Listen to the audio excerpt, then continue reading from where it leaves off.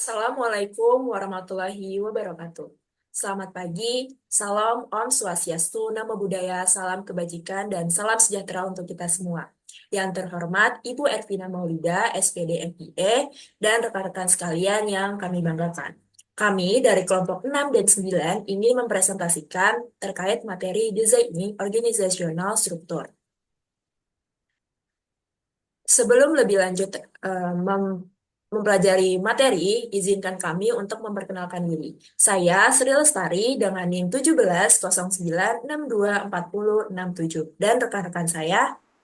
Saya Regita Nastasia dengan NIM 17096240078. Saya Mahira Kanita dengan NIM 1709624081.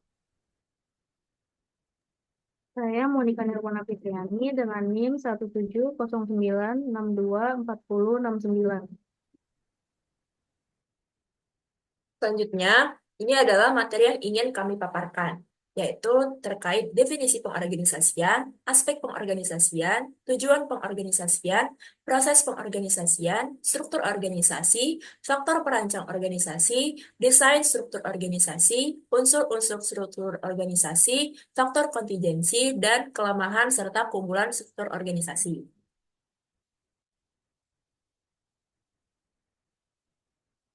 Yang pertama, tentang pengorganisasian. Apa itu pengorganisasian? Nah, pengorganisasian adalah proses perencanaan, pengaturan, dan pengelolaan sumber daya manusia dan aktivitas dalam suatu struktur organisasi guna mencapai tujuan yang telah ditetapkan. Dalam konteks manajemen, pengorganisasian merupakan salah satu dari 4 fungsi manajemen utama, yaitu perencanaan atau planning, pengorganisasian atau organizing, pelaksanaan atau leading, dan pengendalian atau controlling. Selanjutnya, saya akan membahas 5 aspek pengorganisasian. Yang pertama yaitu penentuan struktur organisasi. Struktur organisasi adalah kerangka formal yang menggambarkan bagaimana tugas, wewenang, dan tanggung jawab dibagi, diatur, dan dikoordinasikan dalam sebuah organisasi. Tujuannya memberikan kejelasan dalam pembagian tugas dan memastikan bahwa alur komunikasi dan wewenang berjalan dengan baik. Yang kedua, penempatan sumber daya. Penempatan sumber daya berarti mengalokasikan sumber daya yang dimiliki organisasi, baik sumber daya manusia, finansial, maupun teknologi, secara efektif dan efisien. Tujuannya mengoptimalkan penggunaan sumber daya untuk mencapai tujuan organisasi dengan efisiensi maksimal. Yang ketiga, koordinasi. Koordinasi adalah proses menghubungkan dan menyelaraskan aktivitas dan tugas di antara berbagai individu, tim, dan departemen dalam organisasi. Yang keempat, struktur rantai komando.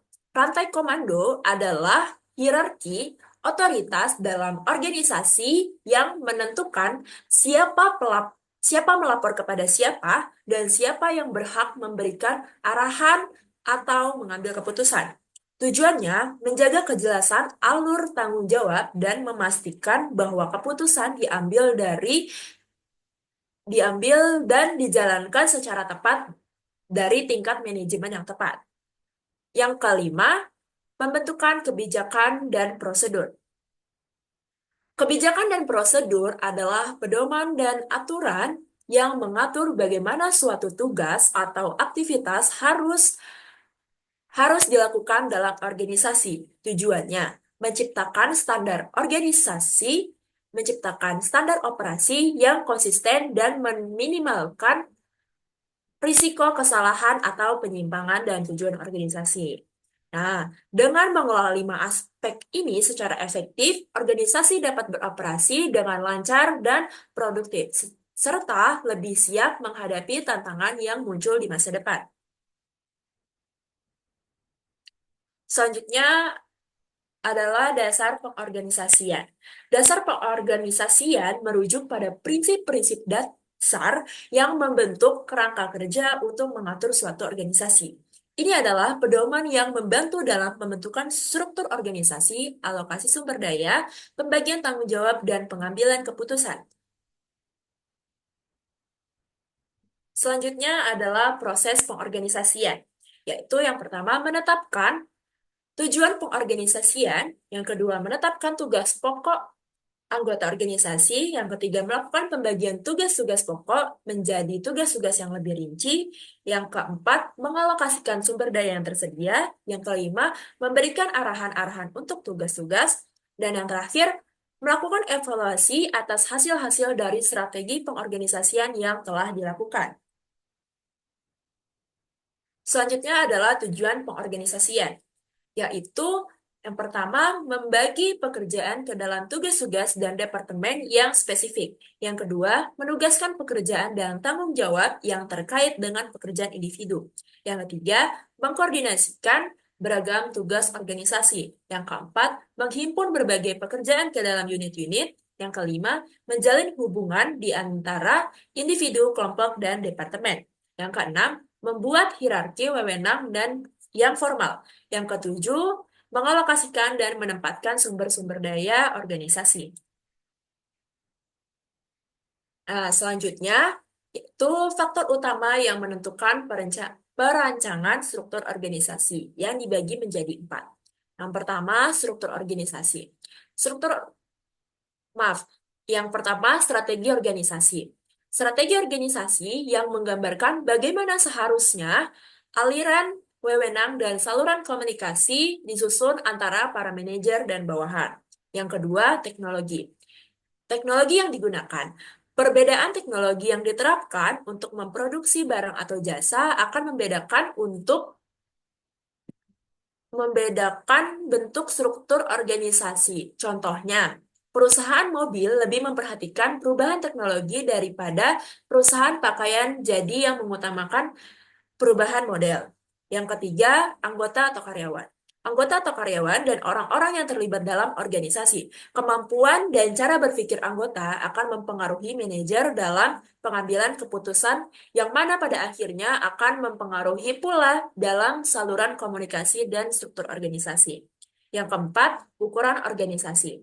Semakin besar suatu organisasi, maka struktur organisasinya pun akan semakin kompleks. Selanjutnya akan dibahas oleh rekan saya. Kepada Regita, dipersilakan. Selanjutnya adalah unsur-unsur struktur organisasi. Ini dibagi menjadi beberapa lagi. Yang pertama ada spesialisasi kerja atau work specialization.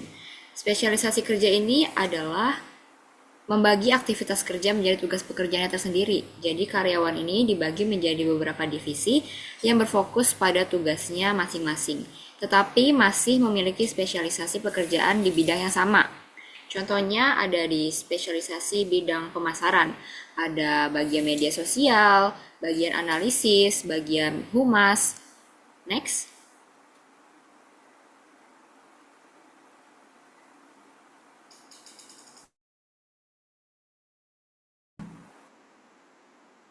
Selanjutnya ada departementalisasi. Nah, departementalisasi ini adalah pengelompokan pekerjaan. Nah, dibagi menjadi beberapa lagi. Yang pertama ada functional departmentalization. Functional departmentalisasi ini adalah dikelompokkan berdasarkan fungsi-fungsinya. Misalnya di gambar ada fungsi dikelompokkan menjadi manager engineering, manager accounting, manager manufacturing, manager human research, dan manager purchasing. Berikut adalah kelebihan dan kekurangannya. Untuk keunggulannya, yang pertama ada efisiensi dari pengumpulan spesialisasi yang serupa dan orang dengan kemampuan, pengetahuan, dan orientasi yang sama. Yang kedua, koordinasi di dalam bidang fungsional tersebut. Yang ketiga, spesialisasi yang makin terasa. Terus untuk kelemahannya, yang pertama, minimnya komunikasi antara berbagai bidang fungsional. Yang kedua, terbatasnya sudut pandang sasaran organisasi. Selanjutnya ada geographical. Selanjutnya ada geographical departmentalization, yaitu dikelompokkan berdasarkan geografis atau wilayah. Seperti yang terlihat pada gambar, dibagi menjadi sales director western region, sales director southern region, atau lebih mudahnya itu kayak ada kepala cabang di bagian Jogja, kepala cabang di wilayah Bandung, atau kepala cabang di Jakarta. Berikut adalah kekurangan dan kelebihannya. Untuk keunggulannya yaitu lebih efektif dan efisien dalam menangani permasalahan yang muncul di wilayah tertentu. Yang kedua, memenuhi kebutuhan pasar di wilayah geografis tersebut secara lebih baik. Kelemahannya, duplikasi fungsi dan bisa merasa terisolasi dari bidang organisasi lainnya. Next. Yang ketiga ada product departmentalization, yaitu dikelompokkan berdasarkan produk yang mereka jual. Contohnya ada sebuah perusahaan mainan memiliki divisi terpisah untuk mereka menjual mainan mobil, menjual mainan boneka, atau menjual mainan masak-masakan. Berikut adalah kelebihan dan kekurangannya. Untuk keunggulannya, yang pertama, memungkinkan spesialisasi dalam produk dan layanan tertentu. Yang kedua, manajer bisa menjadi pakar dalam industri yang digeluti. Yang ketiga, lebih dekat dengan pelanggan. Untuk kelemahannya, yaitu duplikasi fungsi dan terbatasnya sudut pandang sasaran organisasi. Selanjutnya ada proses departmentalization, yaitu dikelompokkan berdasarkan tahap proses pengembangan suatu produk. Contohnya, di sebuah perusahaan pabrik sepatu, ada bagian-bagian yang bertanggung jawab untuk mendesain sepatu tersebut, bagian yang memproduksi sepatunya, kemudian bagian yang mengemas sepatunya, hingga ada bagian untuk pemasaran produk tersebut. Seperti yang terlihat pada bagian yang ada di presentasi, berikut adalah kelebihan dan kekurangannya. Untuk keunggulannya yaitu aliran aktivitas kerja lebih efisien dan kelemahannya hanya bisa diterapkan pada jenis produk tertentu saja. Next.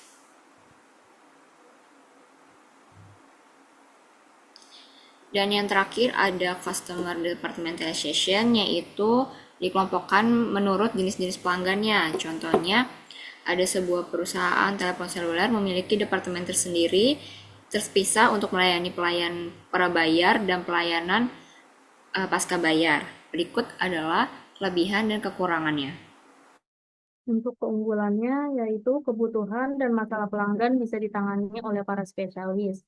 Dan kelemahannya itu duplikasi fungsi serta terbatasnya sudut pandang sasaran organisasi. Next.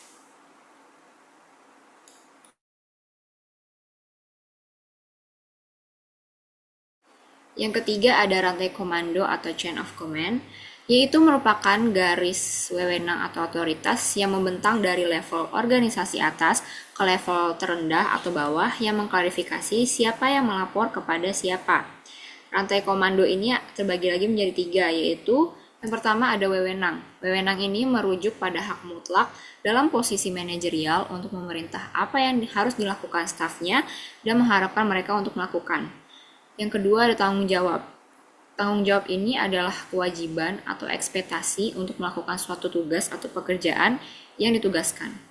Yang ketiga ada kesatuan komando, yaitu prinsip yang menegaskan bahwa setiap orang seharusnya hanya melapor pada satu orang manajer saja. Next.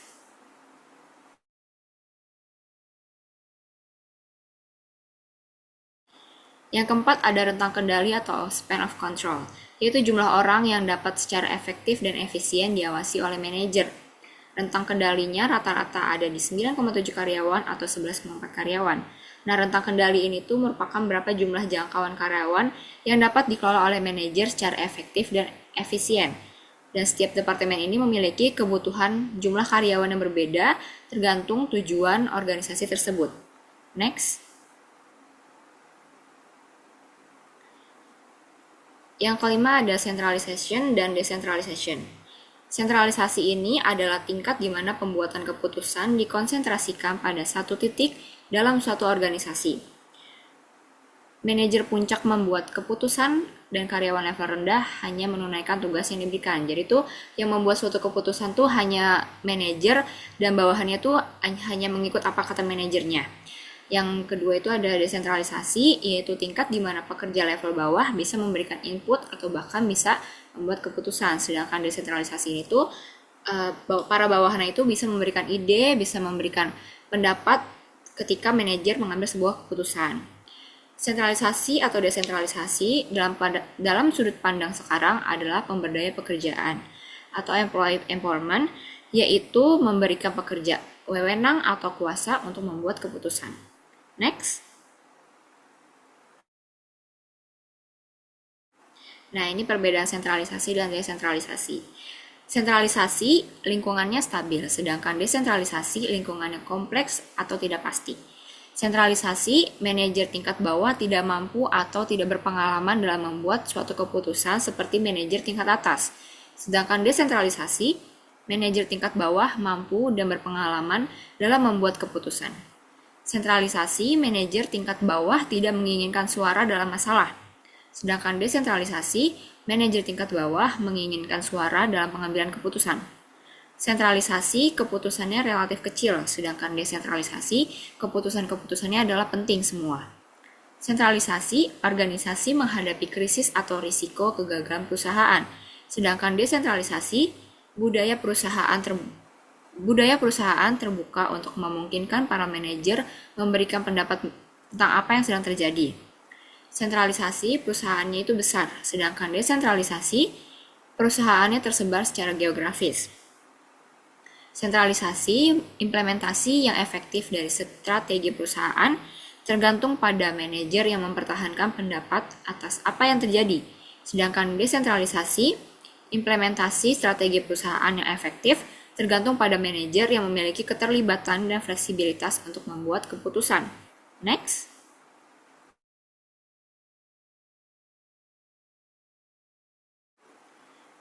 Formalization, yaitu menentukan seberapa banyak aturan dan prosedur yang harus diikuti. Organisasi yang lebih formal memiliki lebih banyak kebijakan dan prosedur dibandingkan organisasi informal. Next. Selanjutnya akan dijelaskan oleh Mahira. Baik, di sini saya akan menjelaskan struktur organisasi mekanistik dan organik.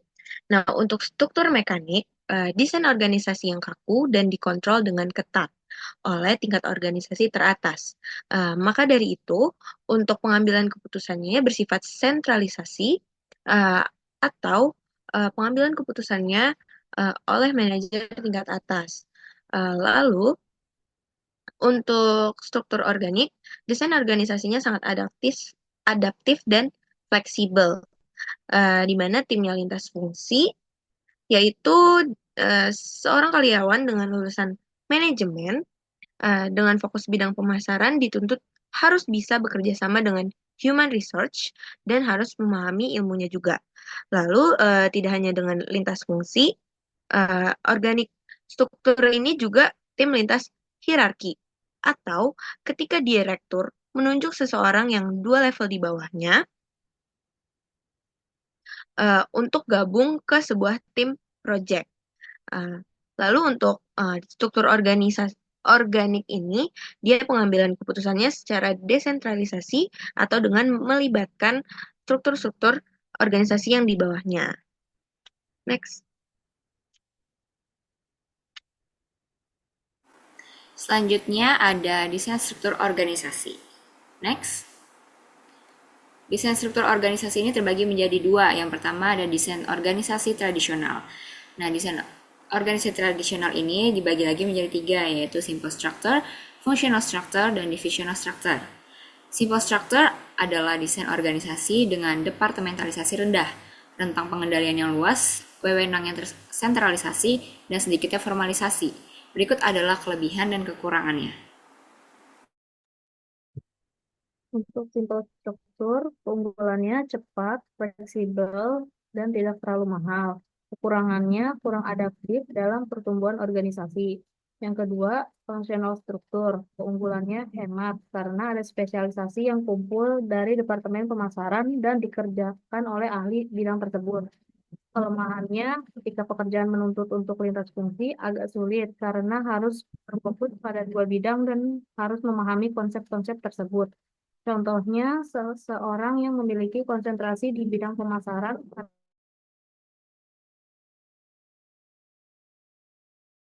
tuntutan pekerjaan, harusnya lintas fungsi memahami organisasi dibentuk seperti ini menjadi kurang fleksibel. Yang ketiga ada divisional struktur berdasarkan geografis atau produk. Keunggulannya fokus pada hasil, karena masing-masing komponen kerja telah terbagi dengan baik dan demikian rupa. Jika ada suatu masalah kerja, dapat teridentifikasi secara lebih mudah dengan mengevaluasi tiap bagian kerja organisasi. Kelemahannya, duplikasi pekerjaan karena pada setiap cabang memiliki manajer pemasaran masing-masing, dan itu mengurangi efisiensi dan memerlukan anggaran yang besar.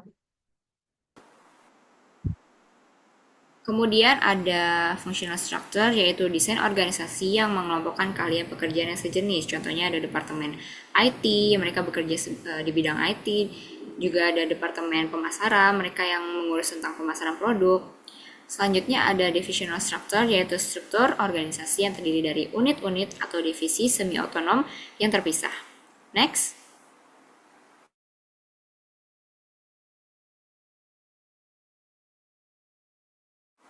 Kalau yang tadi desain organisasi tradisional, yang sekarang ada desain organisasi kontemporer. Nah, desain organisasi kontemporer ini tuh dibagi lagi menjadi beberapa. Yang pertama ada struktur matriks. Struktur matriks ini tuh struktur organisasi yang menugaskan spesialis dari departemen fungsional yang berbeda untuk mengerjakan satu atau lebih proyek. Jadi struktur matriks ini tuh memungkinkan satu karyawan tuh memiliki dua atasan atau dua manajer. Contohnya terlihat di dalam gambar. Misalnya produk division 1 bertanggung jawab kepada manajernya, tetapi dia juga harus melapor kepada human research.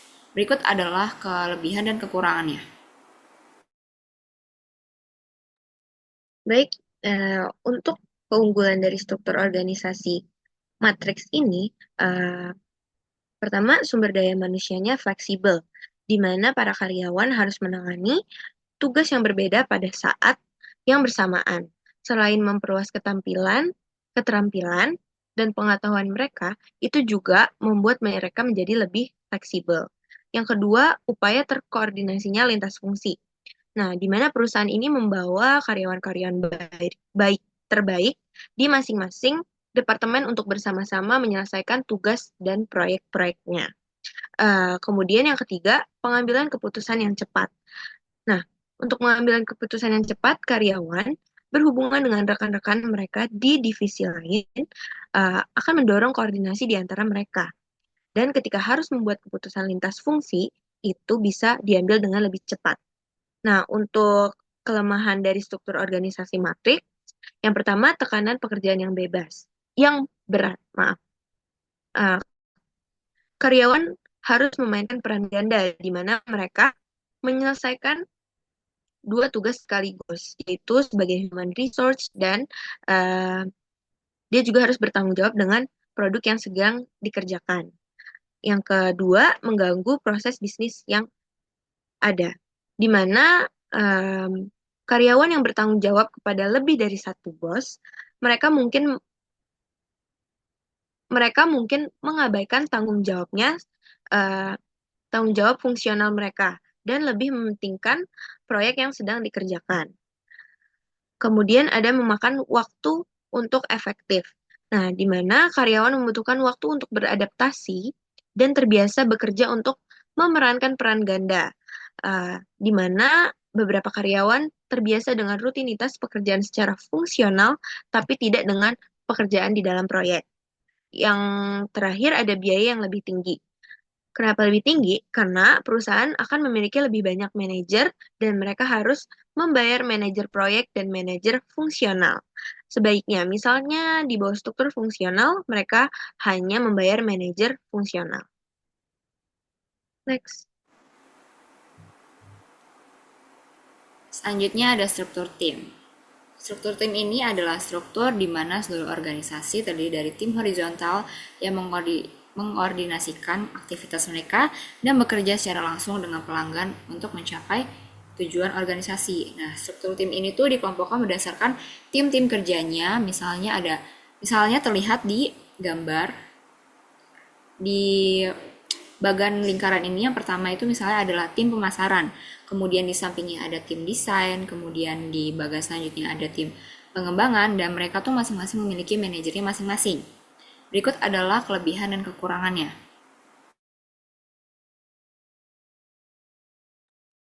Nah, di sini ada beberapa keunggulan dari struktur organisasi tim, yaitu yang pertama komunikasinya lebih baik, di mana karena hanya satu manajer yang mengawasi beberapa tim. Jadi, komunikasi antar karyawan menjadi lebih lancar dan efektif. Karena untuk karyawan tidak perlu melewati tahapan-tahapan yang banyak untuk menyalurkan saran atau ide yang mereka punya. Yang kedua, tim menyelesaikan masalah dengan lebih cepat. Karena anggota tim mengetahui satu sama lain dan, maaf, karena anggota tim mengetahui masalah satu sama lain dan berkompromi daripada mengejar untuk tujuan mereka sendiri. Yang ketiga, tenaga kerja yang fleksibel dan berdaya. Uh, karena sebagai pemilik bisnis dapat memindahkan karyawan dari satu tim ke tim lain untuk memaksimalkan keterampilan dan bakat mereka dan juga membuat mereka termotivasi dengan tantangan baru. Kemudian lebih cepat beradaptasi dengan permintaan pelanggan dan perubahan lingkungan serta mempercepat pengambilan keputusan. Karena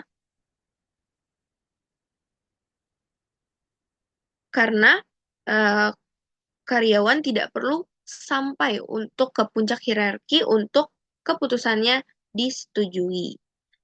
Lalu ada kelemahan dari struktur organisasi tim, munculnya potensi konflik, yaitu konflik kepribadian dalam tim dapat berdampak negatif pada efisiensi dan keharmonisan kelompok.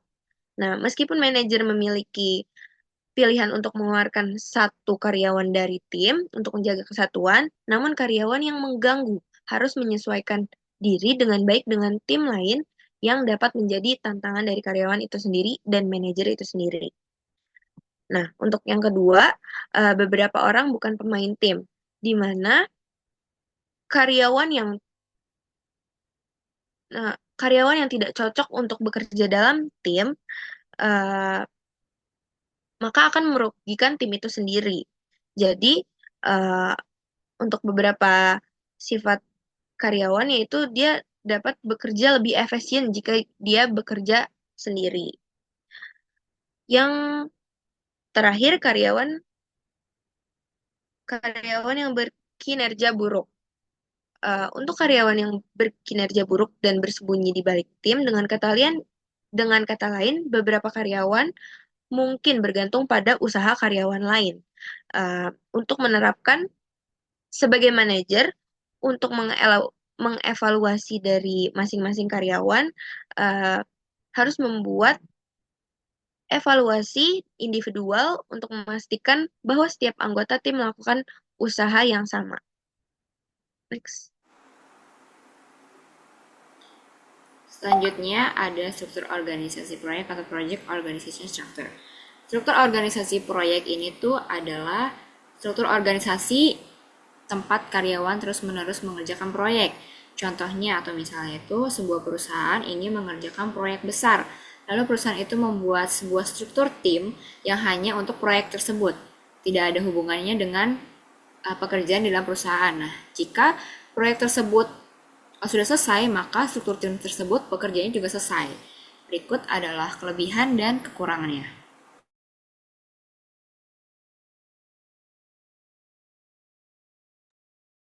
Nah, untuk keunggulan dari struktur proyek ini, manajer proyek mempunyai wewenang penuh untuk mengelola proyek. Yang kedua, semua anggota tim proyek bertanggung jawab kepada manajer proyek. Yang ketiga, rantai komunikasi menjadi pendek, yaitu manajer proyek dengan eksekutif secara langsung.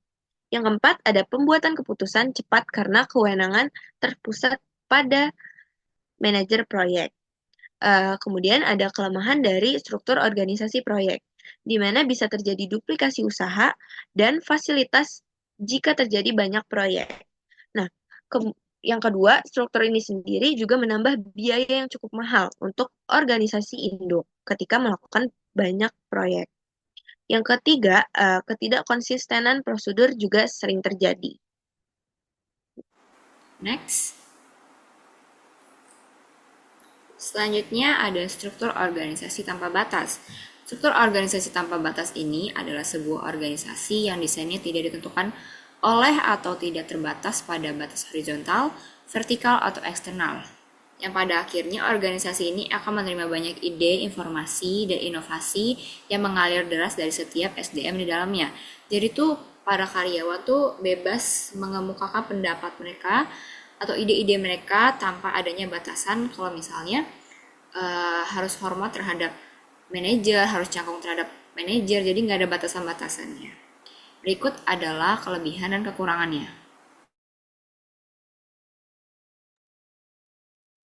Untuk keunggulan dari struktur organisasi tanpa batas, yaitu meningkatkan otonomi bagi karyawan, di mana otonomi yang meningkat akan membuat karyawan lebih independen dan bebas dalam menjalankan perannya dalam membuat keputusan terkait pekerjaan mereka.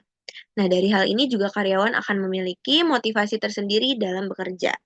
Yang kedua, ada meningkatkan keterlibatan karyawan di dalamnya, di mana eh, karyawan akan memberikan kinerja yang baik dan mengeluarkan ide-ide mereka dengan bebas dan akan berpartisipasi aktif dalam menyelesaikan tugas dan pekerjaannya. Yang ketiga, merasa dihargai karena pekerjaannya. Eh, karena dengan mengurangi batasan-batasan perusahaan dapat membuat ide yang hadir dari karyawan mudah untuk diimplementasikan. Kemudian ada kelemahan dari struktur organisasi tanpa batas. Yang pertama, konsep ini sulit untuk diterima banyak industri karena bagi perusahaan yang berpaku pada standar yang sudah ditentukan seperti perusahaan biokimia atau obat-obatan yang sudah memiliki SOP dengan pembuatan produk-produknya. Yang kedua, konsep ini juga tidak pasti disukai oleh banyak karyawan karena beberapa karyawan condong untuk memilih hal-hal yang sudah terstruktur daripada kebebasan. Karena seringkali kebebasan dianggap konsep yang sulit untuk mendapatkan standar tertentu di dalamnya. Next. Yang terakhir ada struktur organisasi virtual. Struktur organisasi virtual ini adalah struktur yang memisahkan fungsi-fungsi utama menjadi perusahaan-perusahaan terpisah yang ditengahi oleh organisasi kantor pusat yang kecil. Jadi itu struktur organisasi virtual ini tidak harus bertemu secara langsung, namun dapat dikondisikan secara virtual.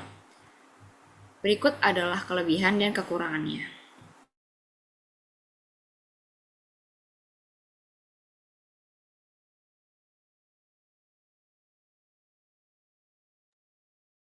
Nah, untuk keunggulan dari struktur organisasi virtual, fleksibilitas dan daya asing dalam skala global. Yang kedua, menghasilkan sumber daya yang merespon dengan cepat. Kemudian ada kekurangannya yaitu kurangnya kontrol atau pengawasan langsung, di mana manajer tidak memiliki semua operasi di bawah satu atap dan harus bergantung pada kontrak, koordinasi, dan negosiasi. Kemudian batasan yang lemah dan tidak jelas.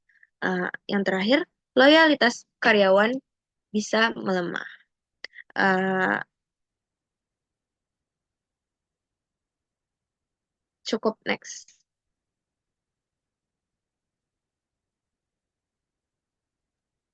Selanjutnya, faktor-faktor kontingensi yang dibagi menjadi 4. Yang pertama yaitu strategi.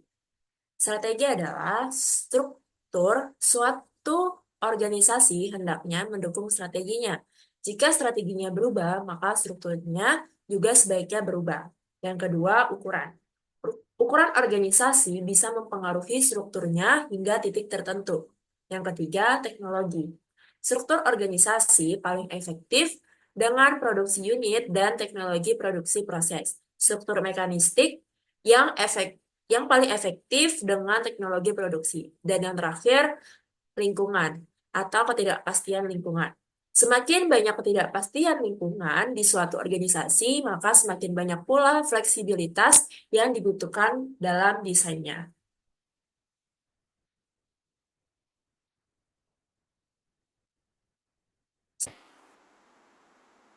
Sekian materi dari kelompok kami. Kami membuka 3 pertanyaan.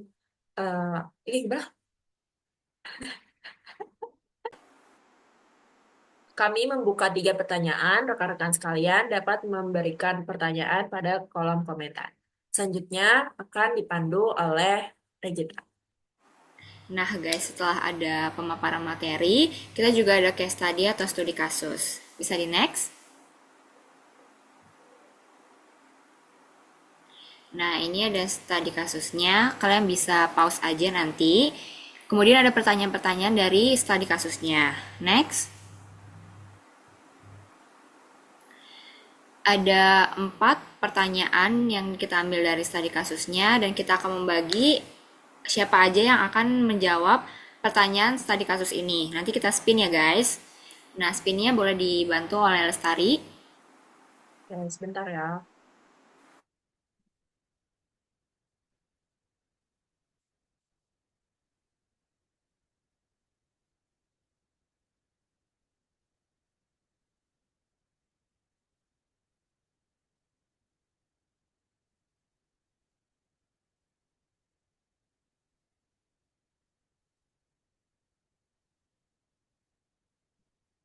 Udah muncul belum?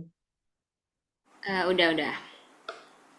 Nah, kita akan spill yang akan mendapatkan pertanyaan pertama adalah kelompok.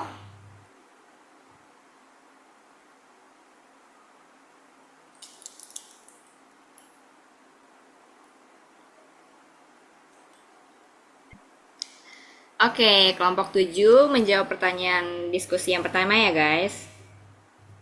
Selamat kelompok 7. Selanjutnya untuk pertanyaan kedua.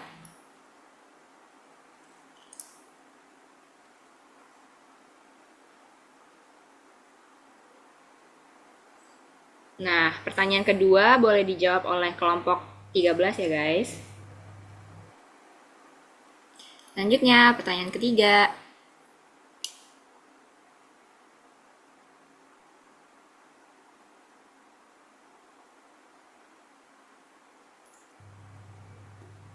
Pertanyaan ketiga boleh dijawab oleh kelompok 1 ya. Yang terakhir pertanyaan keempat.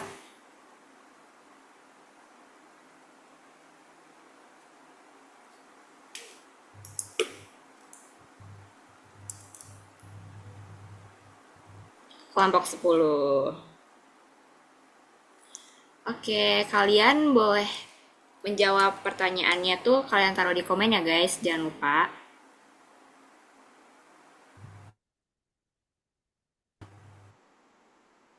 Sekian presentasi dari kelompok kami. Kurang lebihnya mohon maaf. Wassalamualaikum warahmatullahi wabarakatuh. Oh ya guys, jangan lupa buat teman-teman yang udah kebagian buat jawab studi kasusnya, bisa jawab di kolom komentar. Dan buat teman-teman yang mau bertanya, bisa di kolom komentar juga.